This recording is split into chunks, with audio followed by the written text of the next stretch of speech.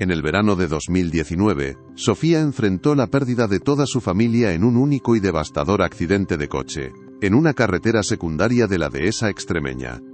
Durante 2 largos años, la vida para ella se convirtió en un laberinto de silencio, dolor y una apatía que parecía incurable, un invierno perpetuo del alma del que parecía imposible escapar.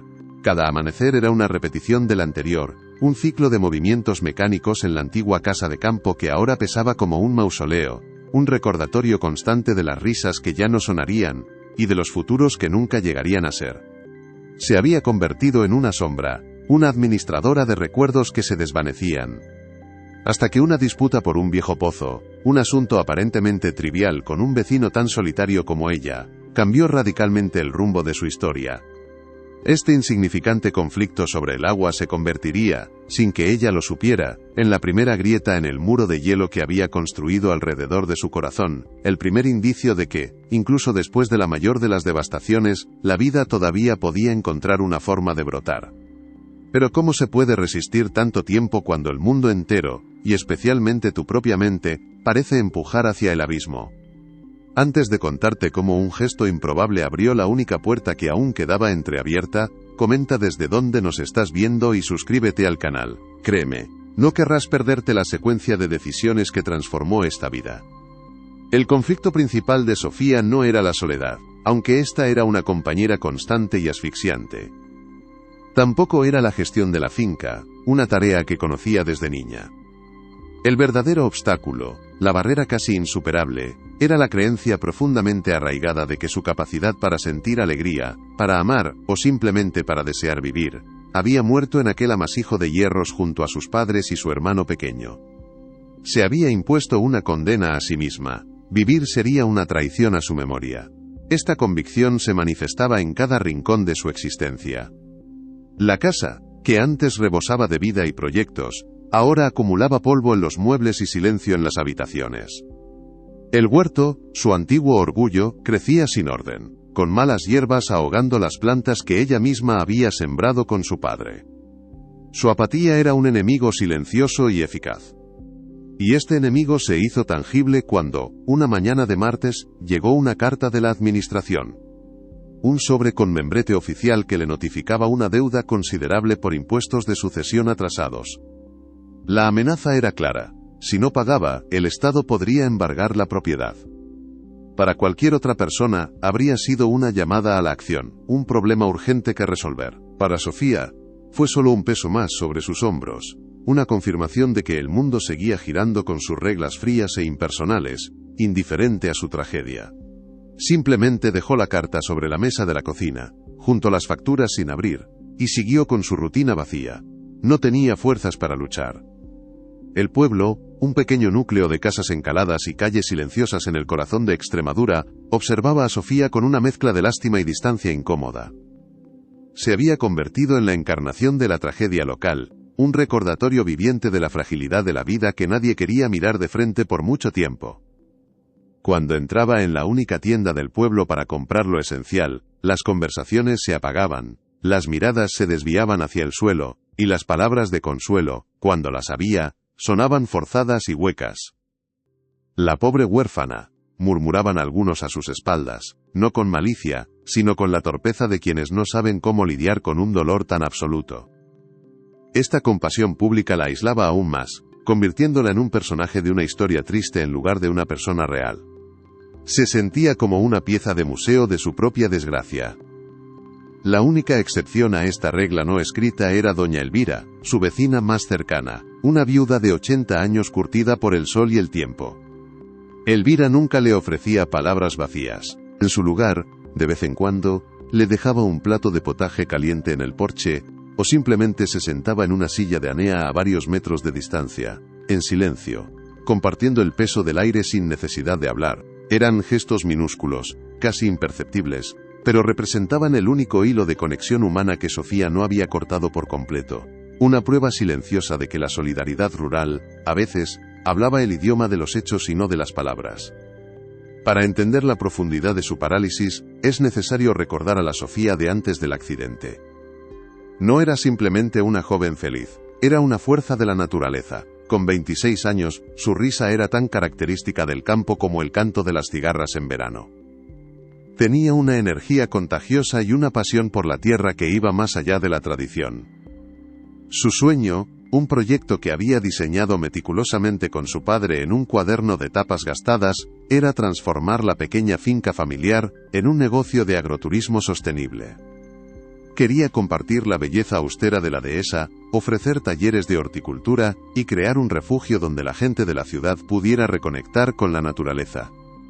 Los registros de aquella época, fotografías y vídeos caseros, la muestran con las manos llenas de tierra, explicando con entusiasmo a la cámara de su hermano cómo un injerto podía salvar un viejo olivo, o discutiendo con su madre sobre las mejores recetas para usar las verduras de la huerta. Era una vida llena de planes, de movimiento, de futuro. La última noche antes del accidente, según recordaría más tarde, estuvieron cenando en el porche, trazando en un mapa las rutas de senderismo que ofrecerían a sus futuros huéspedes.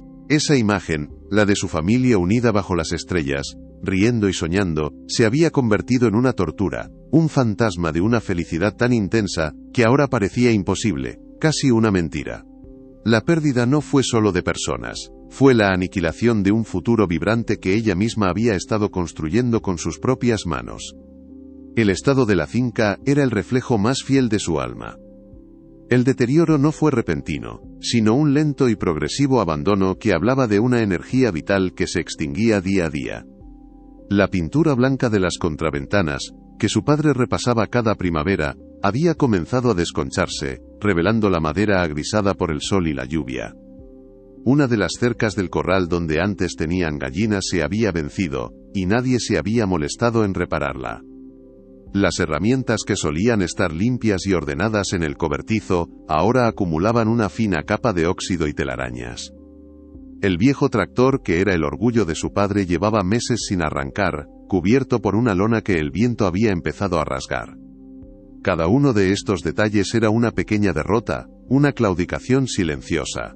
Sofía los veía a diario. Veía las malas hierbas asfixiando sus rosales favoritos, notaba la teja rota en el tejado que provocaba una pequeña gotera en el desván cuando llovía, sentía el chirrido de la cancela que nadie había engrasado. Pero la energía necesaria para coger un pincel, un martillo o una azada simplemente no existía. Era una fatiga existencial, la sensación abrumadora de que cualquier esfuerzo era inútil. ¿Para qué cuidar una casa que ya no era un hogar? ¿Para qué cultivar una tierra que ya no representaba un futuro? La finca, su herencia y su refugio, se estaba convirtiendo lentamente en una ruina, y ella era una espectadora pasiva de su propia decadencia, incapaz de detenerla. La rutina de silencio y abandono se rompió una mañana de jueves, no con una llamada de teléfono o una visita de un amigo, sino con el sonido de un coche desconocido subiendo por el camino de tierra que llevaba a su casa. Era un vehículo oscuro y elegante, completamente fuera de lugar en aquel paisaje rural. De él descendió un hombre de unos 40 años, vestido con una formalidad que chocaba con el polvo y el calor. Era Alejandro, el duque de Valmira, propietario de las vastas tierras que lindaban con las de Sofía. Su llegada no fue un acto de cortesía o preocupación. Fue estrictamente profesional. Según los mapas de su propiedad, el viejo pozo que la familia de Sofía había usado durante generaciones se encontraba, por escasos metros, dentro de sus límites, y necesitaba acceso a él para un nuevo proyecto de riego. Su primer encuentro fue breve y tenso. Alejandro no la trató con la compasión condescendiente a la que ella estaba acostumbrada. Su tono fue educado, pero distante. Le habló de escrituras, de topografía y de derechos de paso, viéndola no como la pobre huérfana, sino como la propietaria de la finca colindante. Para Sofía este trato fue desconcertante. Por primera vez en 2 años, alguien la miraba y no veía su tragedia, sino un igual en una disputa territorial. No hubo empatía en sus ojos, solo una pragmática necesidad de resolver un problema. Y esa ausencia de lástima, esa interacción puramente funcional, fue como una pequeña piedra arrojada a un estanque en calma, creando una onda de extrañeza que la sacó, aunque solo fuera por un instante, de su letargo. La visita de Alejandro no dejó tras de sí un rastro de esperanza, sino una extraña y punzante irritación. Durante 2 años, las emociones de Sofía se habían movido en una gama monocromática de dolor y apatía, pero la fría formalidad del duque, su pragmatismo desprovisto de lástima, había introducido un color inesperado, el de la indignación. ¿Cómo se atrevía a llegar a su puerta, con sus mapas y sus escrituras, para reclamar un pozo que había saciado la sed de su familia durante generaciones? Aquel pozo no era una simple infraestructura, era un archivo de recuerdos. Recordaba las tardes de verano en las que su padre sacaba cubos de agua fresca para regar los tomates, el eco de su propia voz infantil gritando dentro de su boca oscura, el tacto del musgo frío y húmedo que crecía en sus piedras. La reclamación de Alejandro no se sentía como una disputa legal, sino como un acto de profanación, un intento de borrar una parte de su historia. Por primera vez desde el accidente, Sofía sintió la necesidad de defender algo, no por un futuro que no podía imaginar, sino por un pasado que se negaba a dejar pisotear. Esta pequeña llama de rebeldía, insignificante para el mundo pero monumental para ella, la obligó a mirar la finca no como un mausoleo, sino como un territorio que debía proteger, aunque aún no supiera de dónde sacaría las fuerzas para hacerlo. La injusticia no era la reclamación en sí, sino la brutal indiferencia del mundo que seguía girando con sus reglas y sus disputas mientras el suyo se había detenido para siempre. Esa nueva y frágil energía la llevó de vuelta a la mesa de la cocina, donde la carta de la administración seguía esperando, ignorada. La cogió con una determinación que no había sentido en meses. El sobre, antes un simple recordatorio de su parálisis, ahora parecía parte de la misma invasión, otra entidad externa que amenazaba con arrebatarle lo poco que le quedaba. Al abrirla, se enfrentó a un lenguaje tan impersonal como el del duque: cifras, plazos, artículos de ley. El término impuesto de sucesiones se repetía, seguido de una cantidad que le provocó un vértigo helado. La amenaza de embargo, antes una palabra lejana, ahora se materializaba como una posibilidad real y aterradora. Perder la casa no significaba simplemente quedarse sin un techo, significaba la aniquilación final. Era el lugar donde su madre había colgado los cuadros, donde su padre había reparado la mecedora, donde la altura de su hermano todavía estaba marcada a lápiz en el marco de una puerta. Cada rincón era un ancla que la mantenía conectada a ellos. La idea de que unos extraños pudieran entrar, tasar sus recuerdos y ponerlos a la venta, fue una sacudida violenta que la arrancó de su letargo. El dolor sordo de la pérdida se vio de repente acompañado por un miedo agudo y tangible. Ya no luchaba solo contra los fantasmas de su interior, ahora tenía un enemigo visible con membrete oficial y fecha de vencimiento. La injusticia se sentía abrumadora. El Estado le exigía pagar por el derecho a heredar su propio dolor. La decisión de luchar, sin embargo, no venía acompañada de un plan. Era un impulso visceral, una reacción de pura supervivencia, pero carecía de dirección. Sofía pasó los siguientes días sumergida en un caos de papeles que no entendía. Extendió sobre la mesa del comedor las escrituras de la finca, viejos recibos de contribuciones y la intimidante carta de la agencia tributaria. Las palabras valor catastral, base imponible y plazo de liquidación formaban una barrera de jerga legal que parecía diseñada para desmoralizarla. Intentó buscar información en Internet, pero cada búsqueda la llevaba a un laberinto de artículos y foros con consejos contradictorios. Llamó al número de atención al ciudadano que figuraba en la carta, solo para pasar 40 minutos escuchando una música de espera insípida antes de que la llamada se cortara. Cada intento fallido era como una pequeña ola que erosionaba su recién descubierta determinación. Se sentía increíblemente sola, y profundamente incompetente, una niña jugando en el despacho de su padre sin saber qué hacer. La finca, con sus problemas tangibles de cercas rotas y tejas sueltas, de repente parecía un desafío mucho más sencillo que este enemigo invisible y burocrático. La indignación que la había movilizado comenzaba a transformarse en una vieja conocida, la impotencia. El mundo de las leyes y las finanzas era un idioma extranjero que no sabía hablar, y no tenía a nadie a quien pedirle una traducción. Fue entonces, en medio de esa parálisis burocrática, cuando la tierra misma pareció rebelarse. Una tarde de martes, mientras revisaba por enésima vez los mismos documentos incomprensibles, un murmullo anómalo comenzó a filtrarse desde el exterior. No era el sonido familiar del viento en las encinas ni el de los animales del campo. Era un sonido de agua, constante y creciente. Al asomarse a la ventana, lo que vio le heló la sangre. Una de las tuberías principales, que abastecía su propiedad y parte de las tierras colindantes, una vieja instalación de hierro que su abuelo había ayudado a colocar, había reventado. El agua brotaba con una fuerza incontrolable, inundando la parte baja del huerto y convirtiendo la tierra fértil en un lodazal. Era una catástrofe silenciosa y devastadora. Los surcos donde aún crecían los últimos tomates de la temporada estaban desapareciendo bajo un lago de agua turbia. La escena era de una ironía cruel. Mientras ella luchaba por un pozo, el agua se había convertido en su enemiga, amenazando con ahogar los últimos vestigios del trabajo de su familia. Por un momento Sofía se quedó inmóvil, observando el desastre. La sensación de estar abrumada regresó con una fuerza arrolladora. Era demasiado. La deuda, la disputa por el pozo, y ahora esto. Parecía una señal, una prueba definitiva de que el universo estaba decidido a que ella se rindiera de una vez por todas. El sonido del motor de un todoterreno la sacó de su estupor. Era Alejandro. No se dirigía a su casa, sino que se había detenido en el límite de su propiedad, observando con el ceño fruncido cómo el agua comenzaba a invadir sus propios terrenos. Bajó del vehículo con calma, sus botas de campo hundiéndose ligeramente en el barro que se extendía por el camino. No hubo un saludo formal ni una pregunta sobre cómo estaba. Su enfoque fue inmediato y práctico. Es la tubería principal del canal viejo, dijo, más como una afirmación que como una pregunta, su voz clara por encima del sonido del agua. La válvula de corte debería estar a unos 200 metros, cerca del viejo olivo.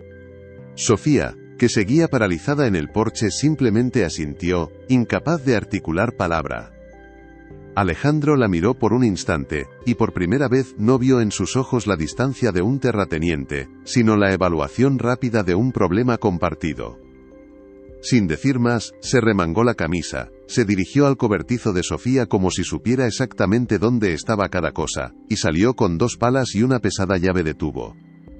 Le tendió una de las palas. No podemos esperar a los del consorcio de aguas, tardarán horas. Si no desviamos el flujo, esto va a destrozar el bancal de la linde. El gesto fue tan inesperado, tan directo y desprovisto de cualquier atisbo de lástima, que Sofía reaccionó por puro instinto. Cogió la pala. Durante las siguientes 2 horas, trabajaron codo con codo bajo una fina llovizna que comenzó a caer, añadiendo más miseria a la escena.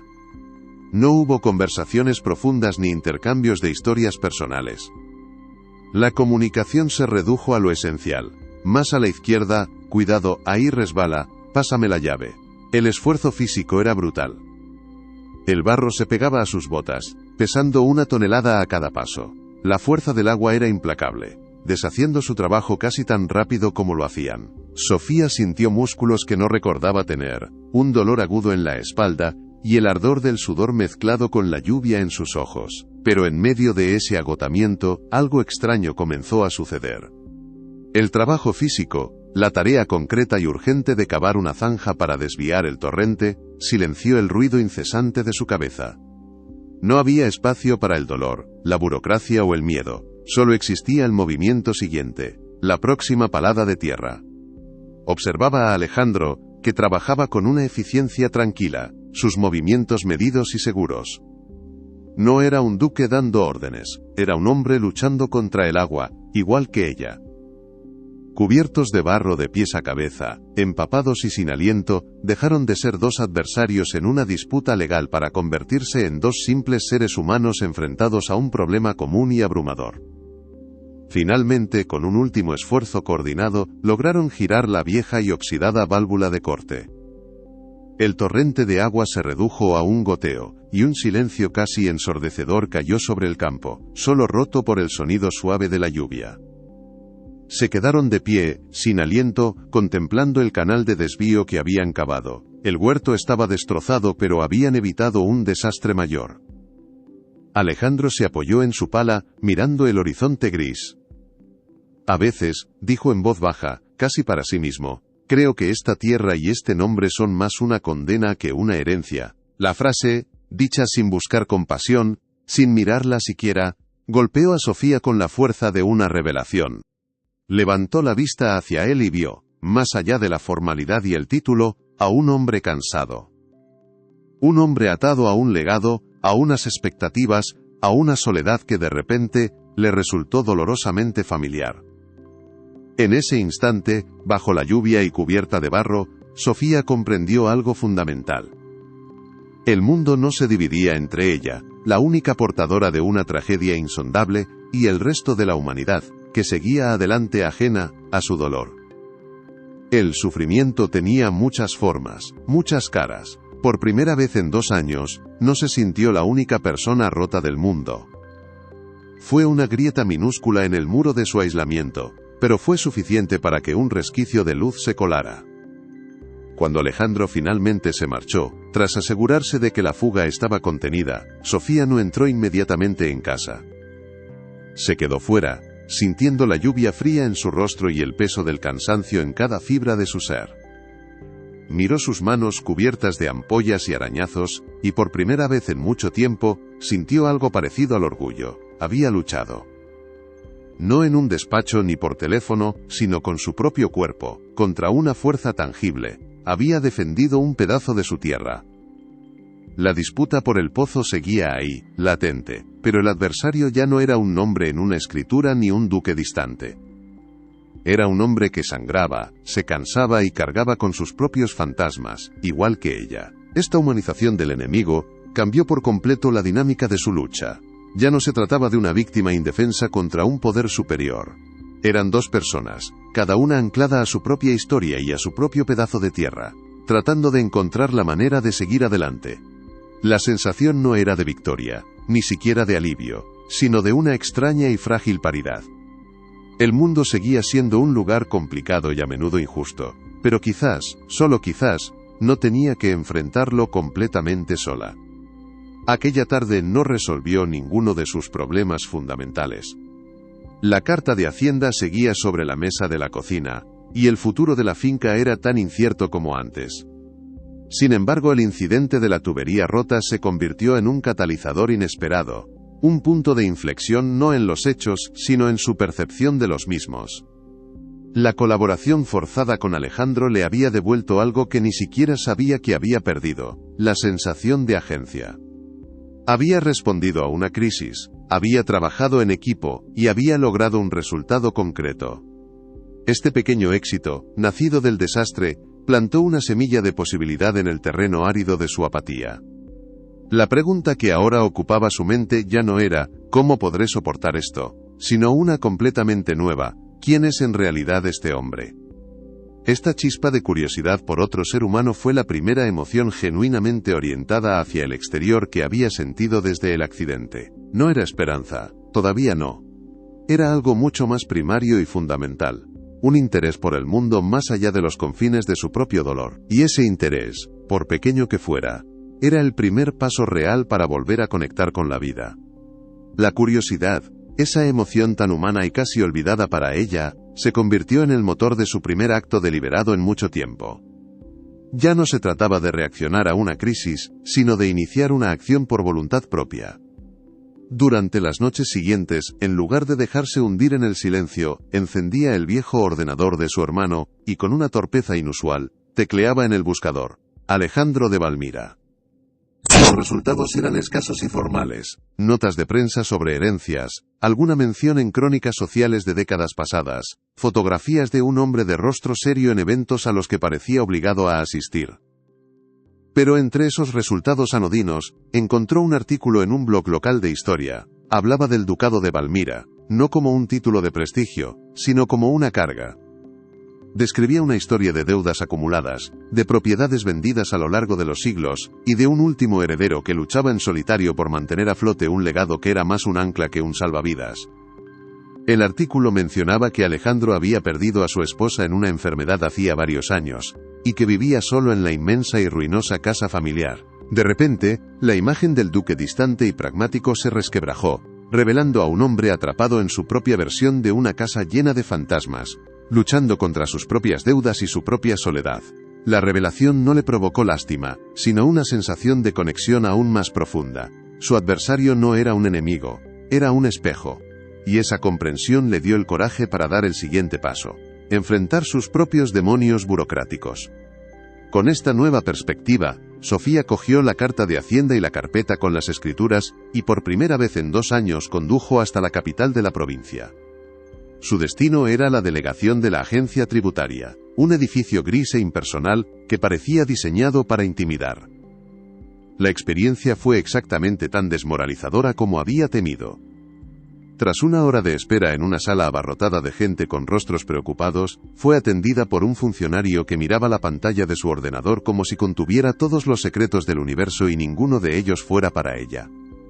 Sus explicaciones sobre el accidente y su situación financiera fueron recibidas con un encogimiento de hombros y la repetición mecánica de frases como «el procedimiento es el procedimiento» y «los plazos son improrrogables». Le entregó un fajo de formularios con casillas diminutas y un lenguaje incomprensible, informándole de que necesitaba una tasación oficial de la finca y que cualquier solicitud de aplazamiento debía presentarse por vía telemática, para lo cual necesitaba un certificado digital que no tenía ni sabía cómo obtener. Salió de aquel edificio sintiendo cómo la frágil determinación que había construido se desmoronaba.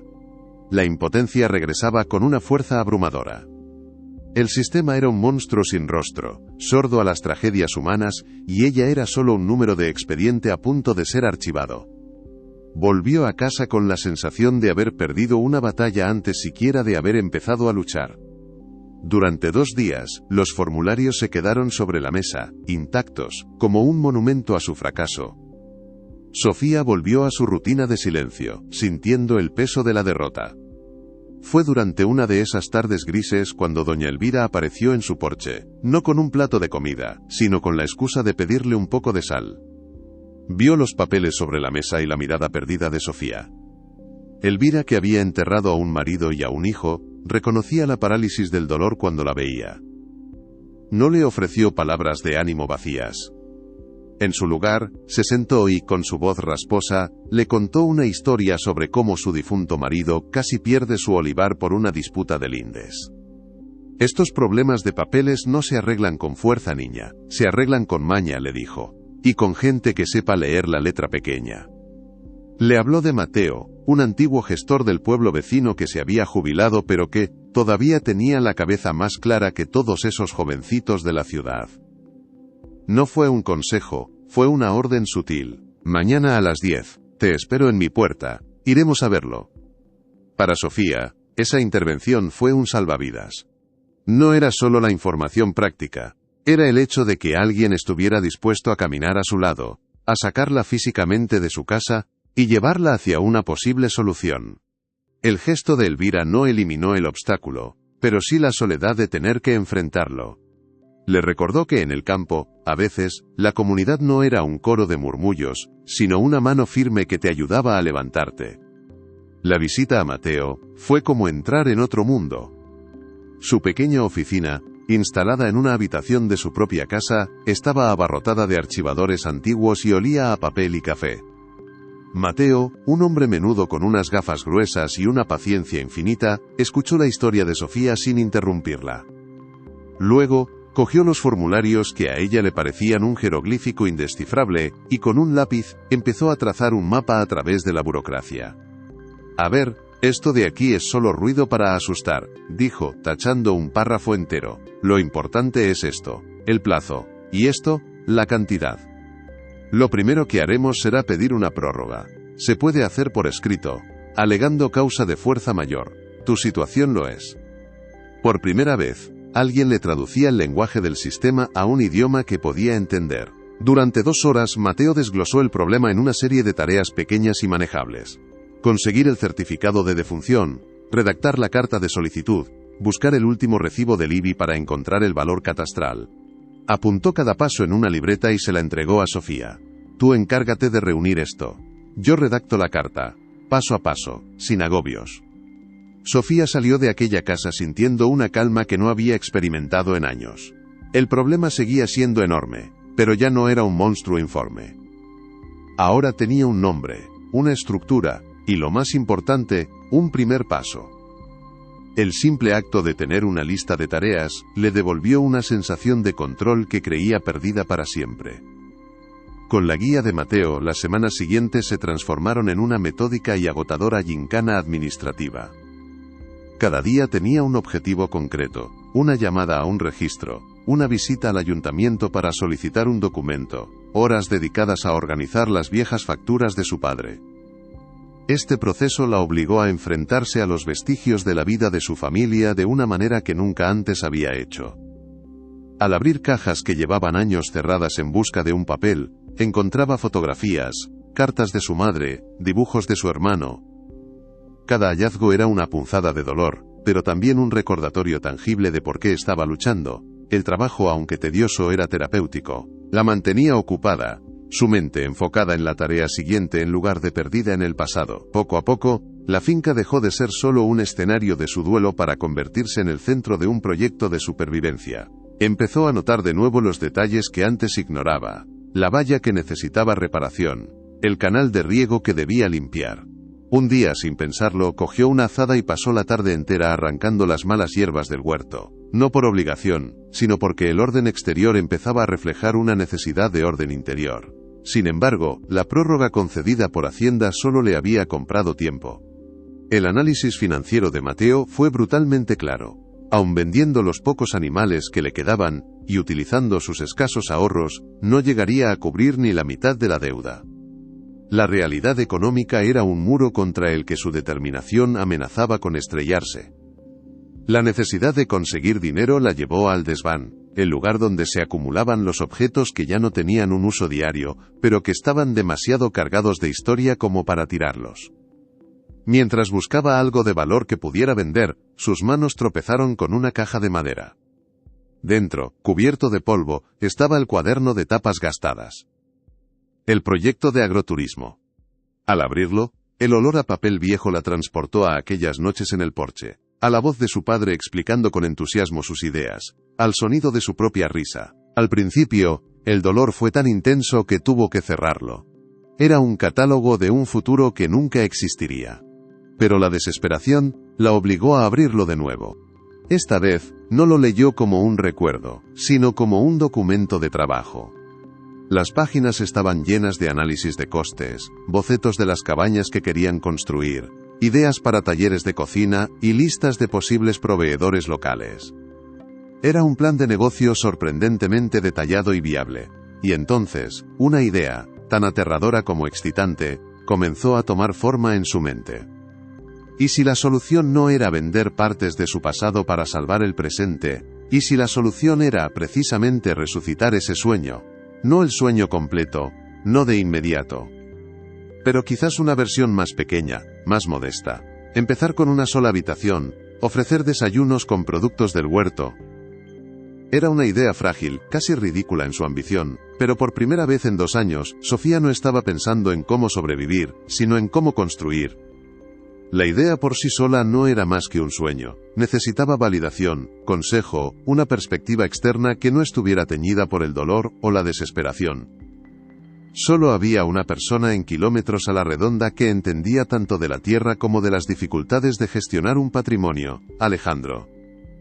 La decisión de ir a verlo fue una de las más difíciles que había tomado. Significaba exponer su vulnerabilidad, admitir que necesitaba ayuda, y sobre todo, cruzar una línea invisible que había mantenido entre ellos desde su primer encuentro. Una mañana, armándose de un valor que no sabía que tenía, cogió el cuaderno, subió a su viejo coche, y condujo hasta la imponente pero descuidada entrada de la finca de Valmira. Lo encontró revisando la cerca de un cercado, vestido con la misma ropa de trabajo que la última vez que lo vio. Su sorpresa al verla fue evidente. Sofía, con la voz temblorosa pero firme, no se anduvo con rodeos. Le explicó su situación con Hacienda, la amenaza de embargo y la idea que había surgido del viejo cuaderno de su padre. No le pidió dinero. Le pidió algo mucho más valioso: su opinión. ¿Crees que esto es una locura?, le preguntó, tendiéndole el cuaderno.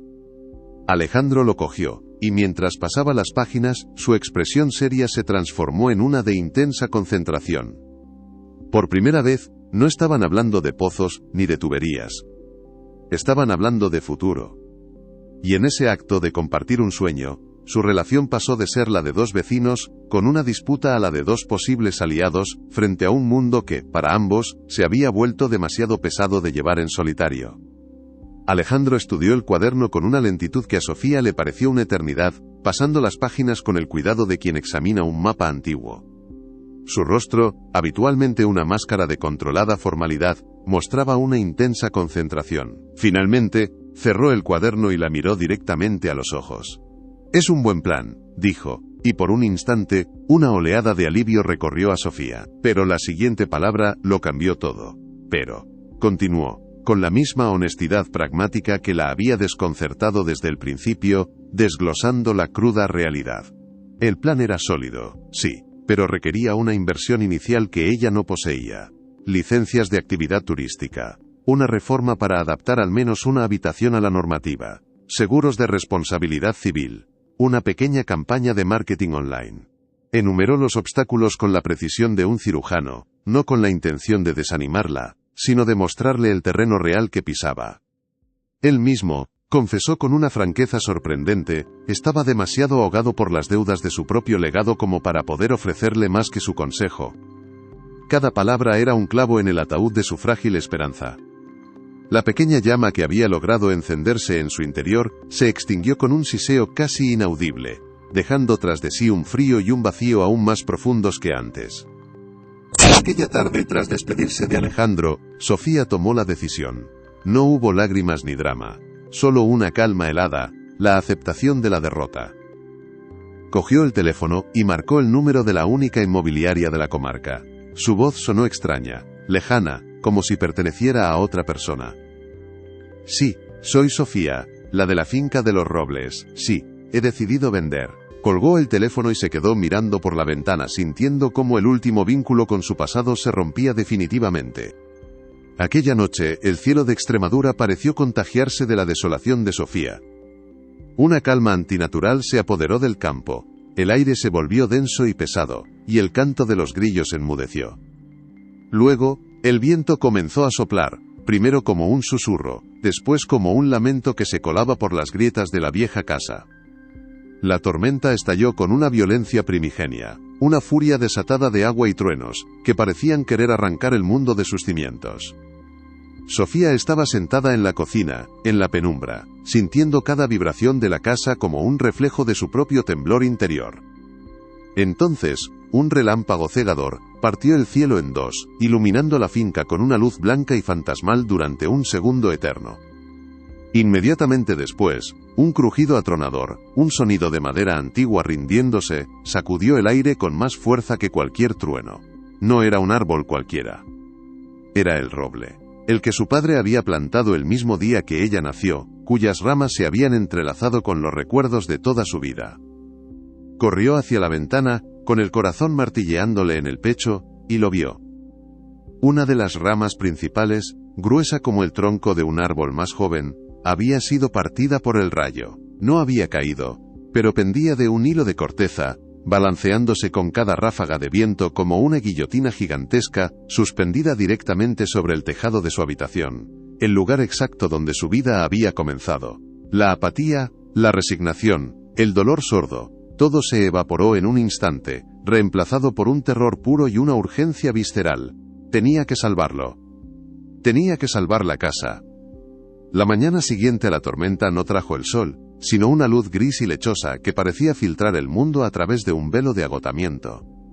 El roble, herido pero en pie, se erigía como un monumento a la batalla de la noche anterior. Sofía y Alejandro, cubiertos de arañazos y con el cansancio grabado en cada músculo, contemplaban la escena en silencio. No había nada que decir. El verdadero cambio no estaba en el paisaje, sino en el aire que se respiraba entre ellos, y sobre todo, dentro de ella. La primera llamada que hizo Sofía esa mañana no fue a un carpintero para que evaluara los daños del árbol, sino a la inmobiliaria. Su voz, aunque ronca por el agotamiento y la emoción, era firme, desprovista de la vacilación que la había caracterizado durante 2 años. «Cancelo la venta», dijo, sin dar más explicaciones. No las necesitaba. Colgó el teléfono y, por primera vez, se sintió dueña de su propio destino. Aquella misma tarde, la mesa de la cocina, que había sido testigo de su parálisis y desesperación, se convirtió en un centro de operaciones. Sobre ella, el viejo cuaderno de su padre, ahora manchado de barro y agua de lluvia, yacía abierto junto a una libreta nueva, Alejandro, sentado frente a ella, no ofrecía soluciones mágicas, sino preguntas prácticas. ¿Cuál es el coste real de la licencia? ¿Qué proveedores tenemos cerca? ¿Podemos empezar con una sola habitación y ofrecer solo desayunos?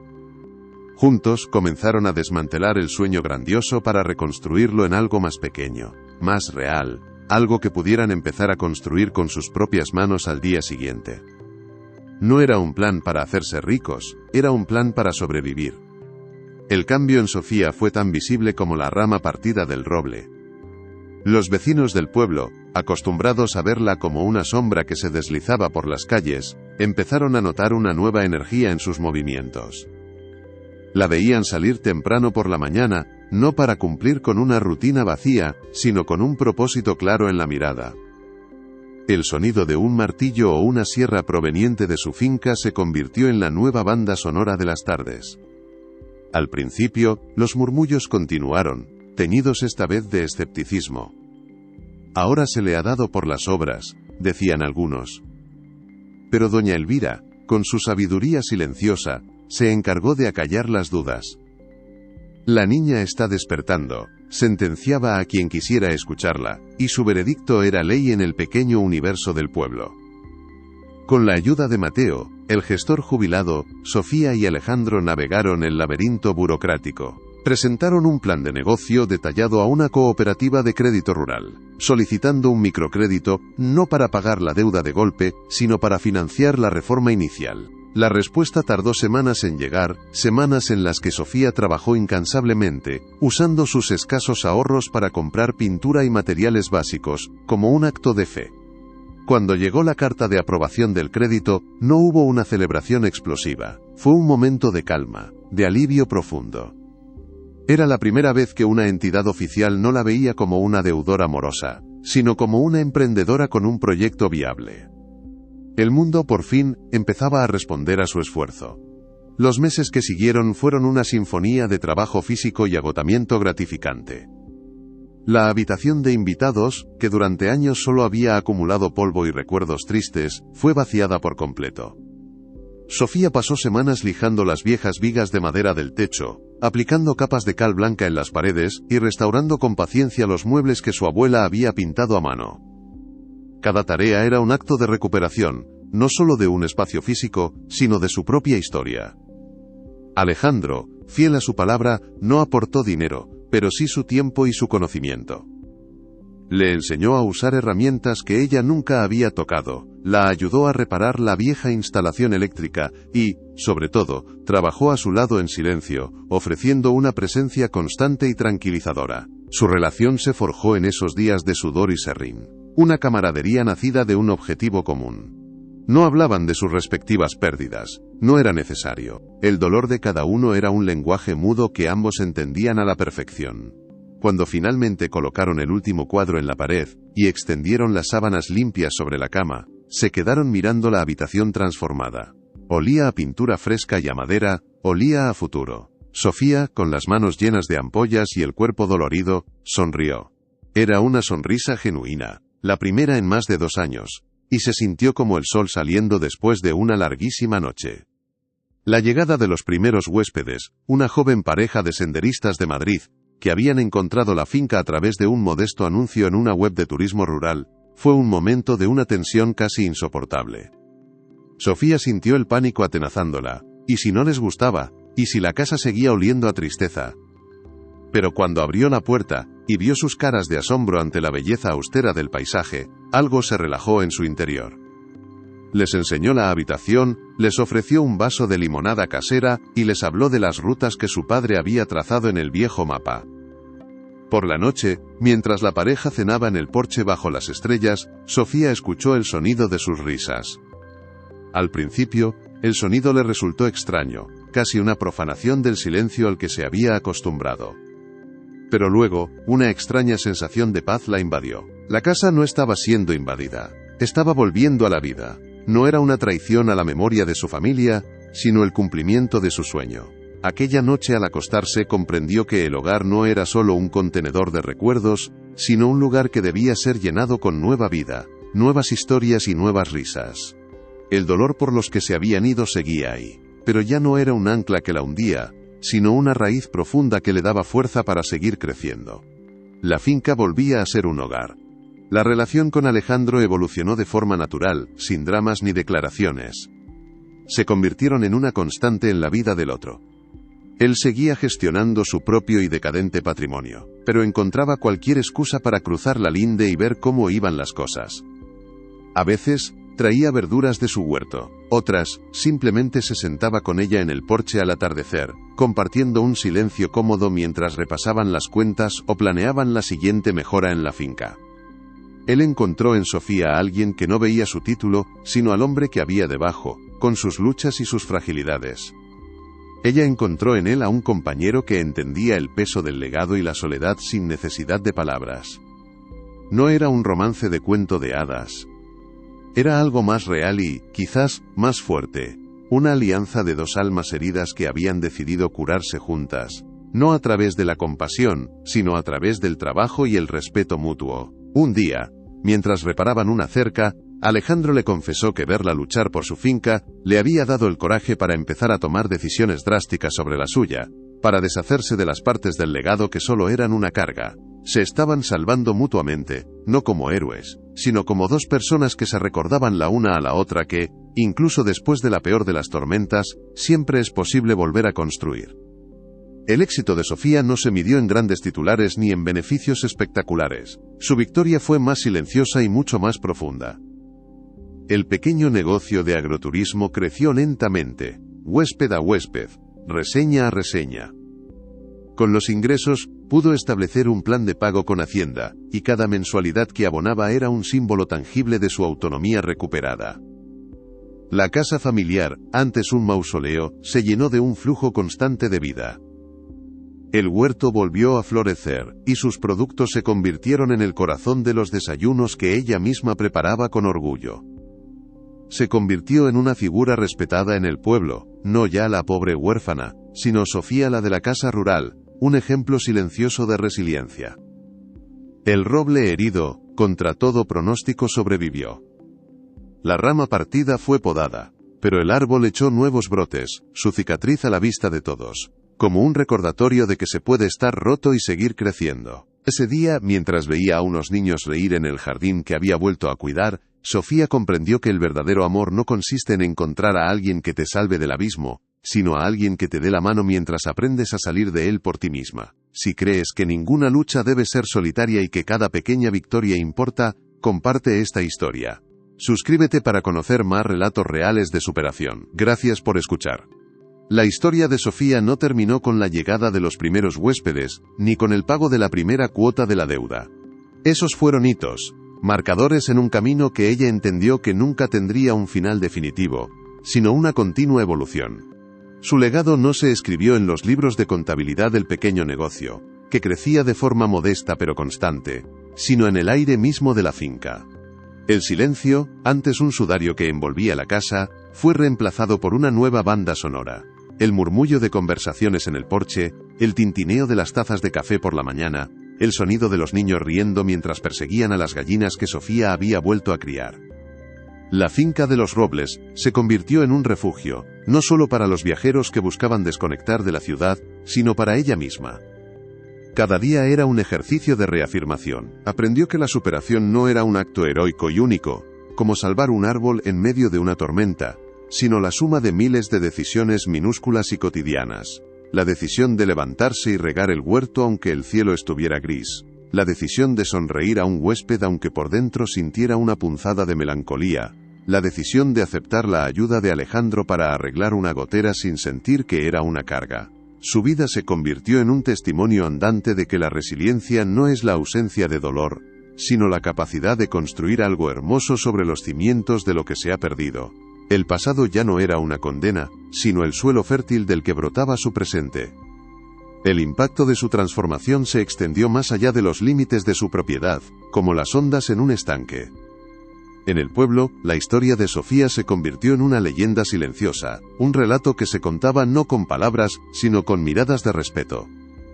Dejó de ser el objeto de la compasión colectiva para convertirse en un faro discreto. Su ejemplo inspiró a otros de formas sutiles pero profundas.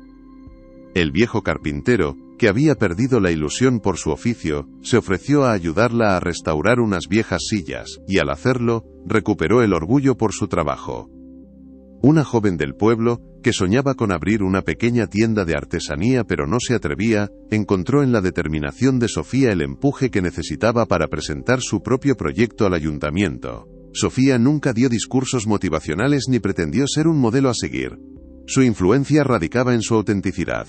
La gente veía sus manos, todavía llenas de ampollas y arañazos, veía el sudor en su frente en los días de calor, y entendía que su nueva vida no había sido un regalo del destino, sino el resultado de un esfuerzo tenaz y diario. Les enseñó, sin pretenderlo, la lección más importante que una comunidad pequeña puede aprender: que la verdadera fuerza no reside en evitar las tragedias, algo imposible, sino en la forma en que el tejido social se une para ayudar a sus miembros a remendar sus heridas, puntada a puntada, gesto a gesto, hasta que el desgarro se convierte en una cicatriz que cuenta una historia de supervivencia. La alianza con Alejandro se consolidó, no en la pasión de un romance de película, sino en la sólida y tranquila arquitectura de la confianza mutua. Su relación era un ecosistema en equilibrio. Él le aportaba una visión estratégica y un pragmatismo que la anclaba a la tierra, ayudándola a navegar por los desafíos logísticos de su negocio. Ella, a su vez, le ofreció algo que su título y sus tierras nunca le habían dado: un sentido de propósito tangible y una conexión humana real. Inspirado por su valentía, Alejandro comenzó a tomar las riendas de su propio legado de una manera nueva. Dejó de luchar por mantener la apariencia de un ducado en ruinas, y empezó a tomar decisiones prácticas. Puso en marcha un proyecto de reforestación en sus tierras más áridas, y abrió al público una parte de sus jardines históricos, no como un noble condescendiente, sino como alguien que compartía la belleza que le había sido encomendada. Juntos, se convirtieron en la prueba viviente de que dos soledades pueden sumar algo más que compañía, pueden sumar fuerza, perspectiva y un futuro compartido. No necesitaban definir lo que tenían con etiquetas. Les bastaba con saber que, al final de un día agotador, podían sentarse en el porche, mirar las mismas estrellas que una vez fueron testigos de tanto dolor, y encontrar en el silencio del otro no un vacío, sino un hogar. Un lugar donde las cicatrices no necesitaban ser escondidas, porque ambos sabían que eran el mapa del camino que los había llevado hasta allí. Con el tiempo, Sofía aprendió a convivir con los fantasmas de su pasado de una manera que nunca creyó posible. Ya no huía de los recuerdos, los invitaba a formar parte de su nueva vida. A veces, mientras amasaba el pan para el desayuno de los huéspedes, se encontraba hablando en voz baja con su madre, pidiéndole consejos sobre la receta. Otras, al ver a un padre jugar con su hijo en el jardín, sentía una punzada de dolor por su hermano, pero inmediatamente después, una oleada de gratitud por poder ser testigo de esa alegría. Comprendió que honrar a su familia no significaba detener su vida en el momento en que las suyas se detuvieron, sino todo lo contrario, significaba vivir plenamente, con la alegría y la pasión que ellos le habían enseñado. La casa dejó de ser un santuario de la pena para convertirse en un archivo vivo de amor. Cada objeto, cada rincón, contaba una historia. Y ahora, nuevas historias se superponían a las antiguas, creando un tapiz rico y complejo. La lección final de su viaje no fue sobre cómo olvidar o superar el dolor, sino sobre cómo integrarlo. El dolor, descubrió, es como el agua, no puedes luchar contra él, porque te ahoga. Tienes que aprender a nadar en él, a dejar que te sostenga, a usar su profundidad para impulsarte hacia la superficie. Su corazón no había muerto en aquel accidente, simplemente se había roto. Y ahora, reconstruido pieza a pieza, era más grande, más fuerte y capaz de albergar, a la vez, el amor por los que se fueron y la esperanza por todo lo que estaba por venir. La historia de Sofía y la finca de los Robles no es en esencia una historia sobre la pérdida. Es un relato sobre la extraordinaria capacidad del espíritu humano para encontrar luz en la más absoluta oscuridad. Nos recuerda que la resiliencia no es una cualidad innata reservada para unos pocos elegidos, sino una práctica diaria, una elección que se hace con cada pequeño paso, con cada tarea completada, con cada mano que se atreve a pedir ayuda y con cada corazón que se atreve a ofrecerla, sin juicio. El viaje de Sofía nos enseña que las mayores transformaciones no suelen venir acompañadas de fuegos artificiales, sino del sonido constante y humilde del trabajo, de la paciencia y de la fe en que, incluso después del invierno más largo y cruel, la primavera siempre encuentra una forma de abrirse paso. Su vida es un mapa que muestra que nuestras cicatrices no son un signo de debilidad, sino la prueba irrefutable de que hemos sobrevivido. Si esta historia te ha recordado la fuerza que se esconde en la vulnerabilidad y el poder de una conexión real, compártela. Suscríbete para seguir descubriendo que, incluso en las historias más dolorosas, siempre hay una lección de vida esperando a ser escuchada. Gracias por acompañarnos.